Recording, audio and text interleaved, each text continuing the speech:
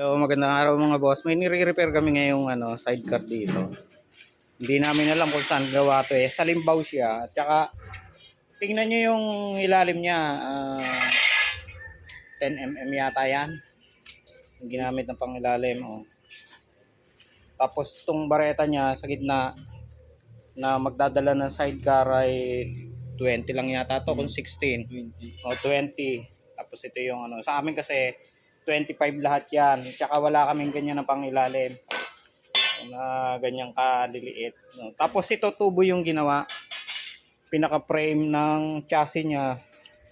Ayan o, tubo. Tingnan nyo, nag-crack. Dapat yan, solid bar yung mga ginagamit diyan kasi pag pumutok na yung pipe, ayan na, mapuputol na. Tapos ito yung kanyang tawag dito, molye. Back to kakargahan na mabigat, tapos gantong kapayat yung molly niya. Panang lang yan eh, hindi naman pang back to back yan.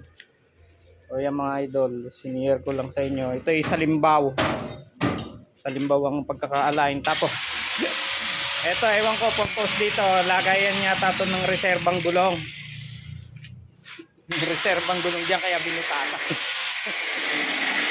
Very.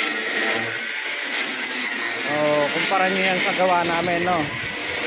Ayan, no? Kita nyo mga bakal niyan, lalaki. Ayan. Yan ang gawa namin. Mga boss. Ayan, no? Kita nyo. Ang liliit ng pangilalim. Kakargahan mo ng marami, tapos ganyan kanliliit ang pangilalim. Pwede, ayan.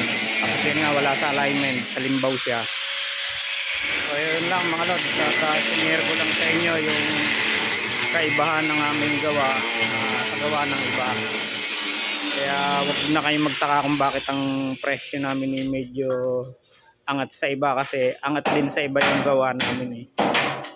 Ayan o, maselan yung mga builders dito, ayaw gumamit ng maninipis na bakal, no?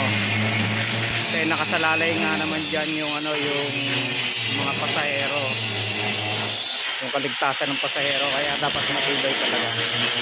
So yun lang mga idol, at magandang araw sa inyo.